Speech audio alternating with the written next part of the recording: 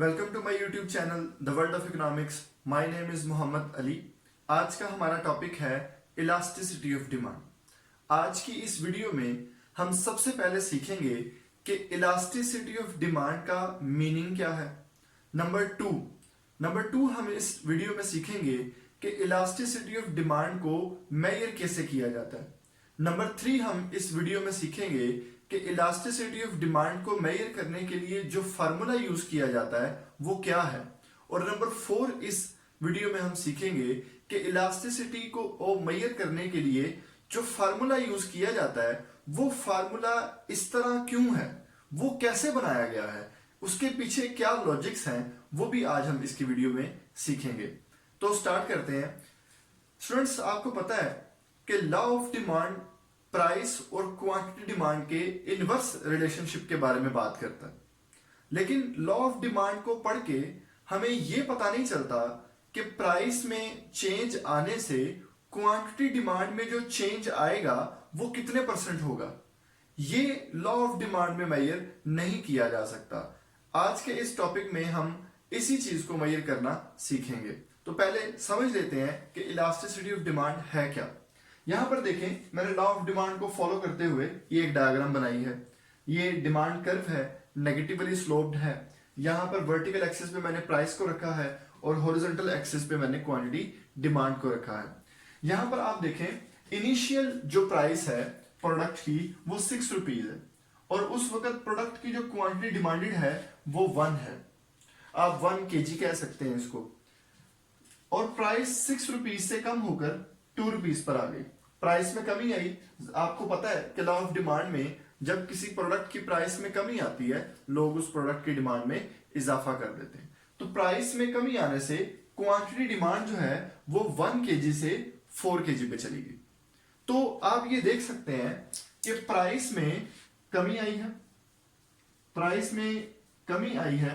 Price 6 rupees से 2 rupees per आ गई है और इस कमी की वजह से क्वांटिटी डिमांड में इजाफा हुआ है। और ये जो क्वांटिटी डिमांड में इजाफा हुआ है, इस चेंज को हम इलास्टिसिटी ऑफ डिमांड कहते हैं।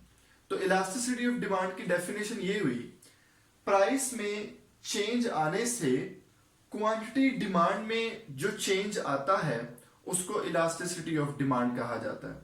इसकी डेफिनेशन आप यूं कह सकते हैं, the responsiveness of quantity demand to the change in price.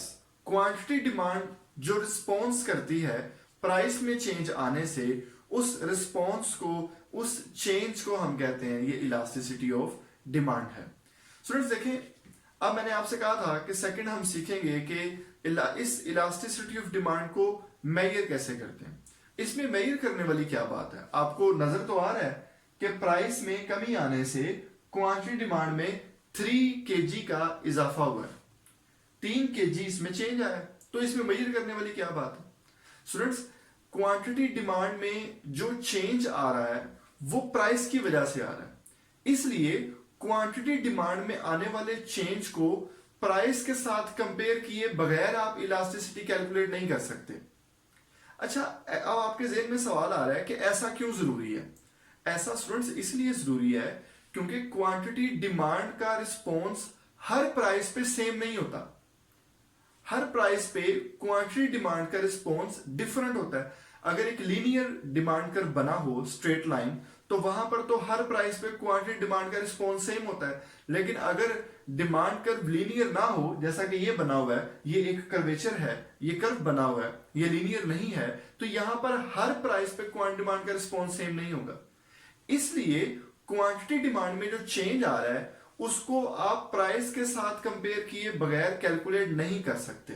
तो इसलिए क्वांटिटी डिमांड में जो चेंज आता है उसको इलास्टिसिटी ऑफ डिमांड का नाम दिया जाता है। इसको मेजर करने के लिए हमने एक फार्मूला लिखा है। यहां पर फार्मूला देखें क्या लिखा है, elasticity of demand is equal to percentage change in quantity demand due to percentage change in price. तो यहां पर आप देखें, हम क्वांटिटी डिमांड में जो चेंज आ रहा है उसको प्राइस के चेंज के साथ कंपेयर कर रहे हैं।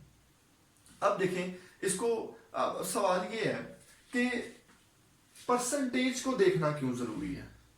इस फार्मूले में लिखा हुआ है percentage change in quantity demand divided by percentage change in price. आप देखें क्वांटिटी डिमांड की जो वैल्यूज हैं उनको भी परसेंटेज में कन्वर्ट किया जा रहा है और जो प्राइस की वैल्यूज हैं उनको भी परसेंटेज में कन्वर्ट किया जा रहा है।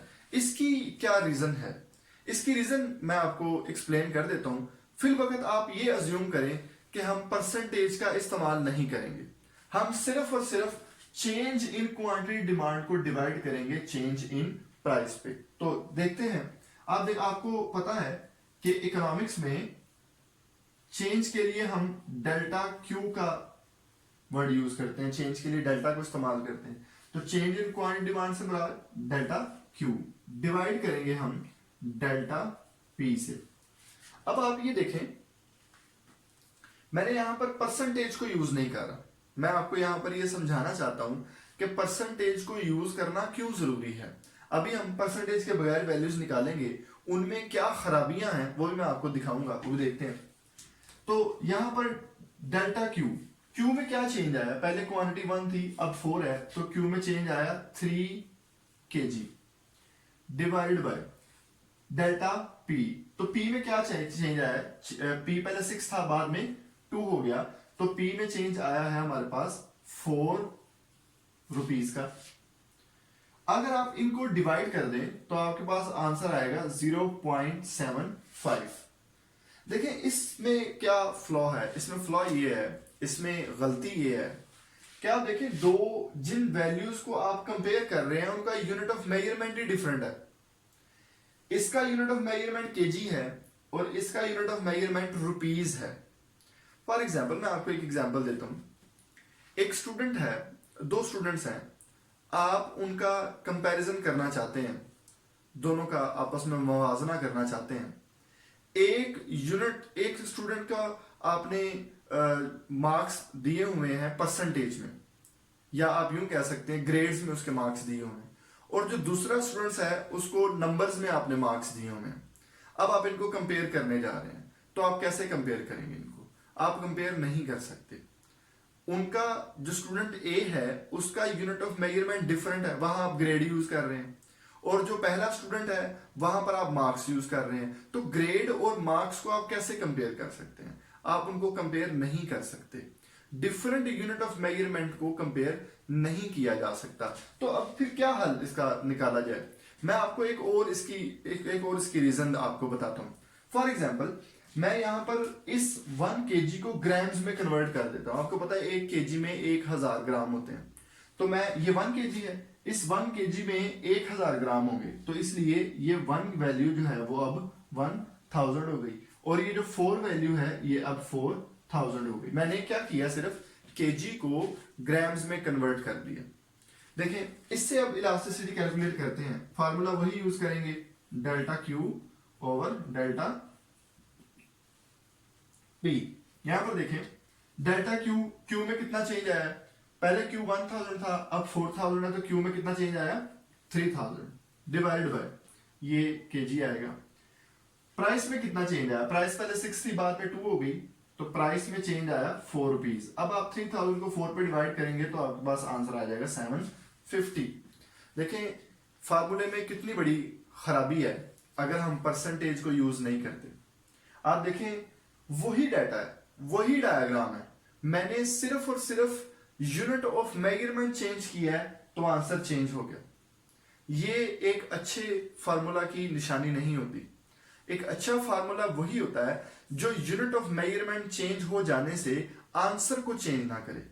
तो ये इसमें खराबी है। इसलिए यूनिट ऑफ मेजरमेंट को खत्म करने के लिए हम इसको इन वैल्यूज को परसेंटेज में कन्वर्ट करते हैं ताकि यूनिट ऑफ मेजरमेंट ना रहे। अब हम दोबारा से कैलकुलेशन करेंगे, लेकिन इस दफा हम कैलकुलेशन करेंगे परसेंटेज को ध्यान में रखते हुए। देखते हैं कैसे उसकी कैलकुलेशन होगी। मैं इसको रिमूव कर रहा हूं। अब हम कैलकुलेशन करेंगे परसेंटेज के कॉन्सेप्ट को ध्यान में रखते हुए। देखिएगा जरा, मैं इसको दोबारा वापस इसकी उसी हालत में ले आता हूं। इसको हम दोबारा भी चेक करेंगे, देखिएगा जरा। अब सवाल ये है कि परसेंटेज चेंज कैसे निकलता है। अगर आप डेल्टा क्यू को क्यू पे डिवाइड कर दें, यानी कि पहले वाला क्यू डिवाइडेड बाय, अगर आप डेल्टा पी को डिवाइड कर दें पहले वाले पी पे, तो ये दोनों वैल्यूज परसेंटेज में कन्वर्ट हो जाएगी।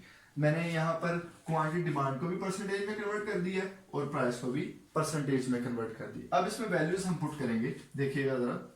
डेल्टा क्यू, क्यू में चेंज, क्यू में कितना चेंज आएगी 3 यूनिट्स का, 3 kg डिवाइड बाय Q1, पहले वाला Q कितना था 1 kg, तो ये मैंने लिख दिया यहाँ पर 1 kg divide by delta P, P में कितना चेंज आया, पहले 6 थी बाद में 2 हो गया तो ये आ गया 4 रुपीज डिवाइड बाय P1, पहले वाला P कितना था 6 रुपीज।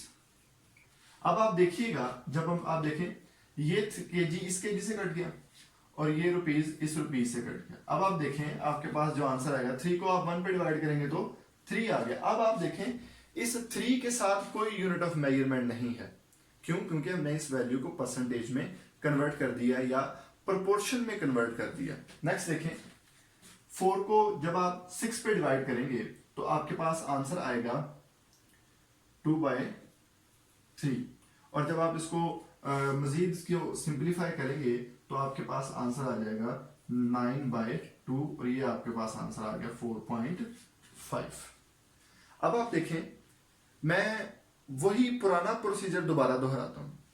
मैं इस 1 को 1000 कर देता हूं और इस 4 को 4000 कर देता हूं। अब देखते हैं आंसर क्या आता है। Elasticity of demand is equal to delta Q, Q में कितना चेंज आ रहा है 3000 डिवाइड बाय Q1, पहले वाला Q कितना है 1000 divide by change in price, price में कितना चेंज आ रहा है 4 रुपीज डिवाइड बाय P1, पहले वाला P है हमारे पास 6। अब आप इनको मजीद 3000 को आप 1000 पे डिवाइड करेंगे तो आपके पास आ जाएगा आंसर 3 और इस तरह 4 को आप 6 पे डिवाइड करेंगे तो आपके पास आ जाएगा 2/3। इसको मजीद आप कैलकुलेट करेंगे तो ये आपके पास आ जाएगा 9/2। 9/2 करेंगे तो आपके पास आंसर आ जाएगा 4.5। अब आप ये देखें, यहां पर मैंने यूनिट ऑफ मेजरमेंट यूज किया था kg, ये देखें यहां पर मैंने यूनिट ऑफ मेजरमेंट यूज किया है ग्राम्स, लेकिन आंसर पे कोई फर्क नहीं पड़ा। आंसर आप देखें अभी भी वही है, आंसर पे कोई फर्क, यही एक अच्छे फार्मूले की निशानी होती है। तो आपको इलास्टिसिटी ऑफ डिमांड का कॉन्सेप्ट समझ आ गया होगा, आपको यह भी पता चल गया होगा कि इलास्टिसिटी ऑफ डिमांड के फार्मूला में परसेंटेज को यूज करना क्यों जरूरी है या उसको प्रोपोर्शनेट करना क्यों जरूरी है। आज की वीडियो के लिए इतना ही। मैं उम्मीद करता हूं कि आज का लेक्चर आपको समझ आ गया होगा। अगर आपको हमारी वीडियो पसंद आई है, हमारे चैनल को सब्सक्राइब करें, शेयर करें, लाइक करें और बेल आइकन को भी प्रेस करें ताकि हमारी हर वीडियो आपको मिलती रहे। That's all for this video. Thank you very much.